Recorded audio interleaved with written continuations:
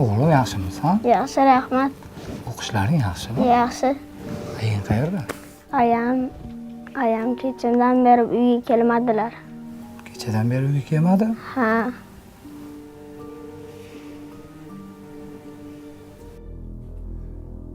...2024-yil İlyos Navoiyga oilasini, farzandlarini ko'rgani keldi. Biroq xotini uyda tunamaganligini, bir kun oldin ishxonasida bayram nishonlab jamoa bilan o'tirish bo'lganini eshitdi. Beknazarovning o'zi Navoiy shahridan uzoq bo'lgan Zarafshon shahrida ishlaganligi sababli bir oyda 1-2 marta oilasidan xabar olib turgan. 2024-yilning yanvar oyida Beknazarov turmush o'rtog'i bilan o'zaro oilaviy kelishmovchiliklar yuzaga keladi. Oxir oqibat oilaviy janjallar natijasida oila ajrashish yoqasiga keladi. Sendan oxirgi marta so'rayman. Kecha qayerda eding? Gapir! Hay, tinchlikmi? Nima bo'lyapti o'zi? Ko'rdingizmi qizingizni? Yana urdimi qo'ling singir sani? O'sha kuni Salomat onasi va Ilyos uchalasi Salomat ishlaydigan go'zallik saloniga borishdi. U yerda rostdan ham o'tirish bo'lgan. Kechga yaqin hamma tarqalgan edi. Salomat folbinga borganini aytdi. U ko'rsatgan manzilga borib folbinni rosa qidirishdi. Hech qanday folbin yo'q edi. Ilyosning gumonlari avj ola boshladi.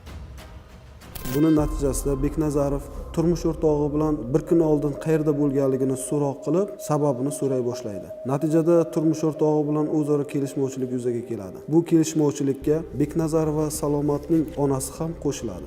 Salomat erini shubha gumonidan qutulish maqsadida sudga ajrash uchun ariza berdi.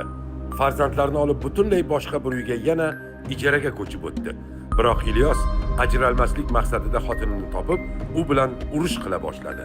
Hammasidan to'yib ketdim, hammasidan charchadim. Oson yo'l bilan qutulmoqchimisan? Oldin kimlar bilan nima qilib yurganingni bilishim kerak. Ortiqsi bilan yashamayman. Baqirma, qo'shinlar nima deydi? Hozir cho'pdan o'zimni tashiyman. Tasha, shu yo'l bilan qo'rqitmoqchimisan? Yaqinlashmay ishonmayapsizmi? Tashiyman.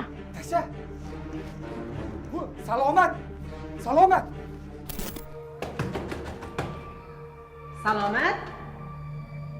Salomat! Qo'rqitmasang-chi, uydamisan? Och eshikni. Ey, nima bo'ldi? Onangga dur chiqmayapti. Mani yana adam bilan urushgan bo'lsa Voy, o'chir ovozingni, odam beri o'ynatma. Salomat! Salomat! Voy, voy o'ling. Qizingiz o'zini balkonda tashlab yubordi. Nimaga tashlaydi?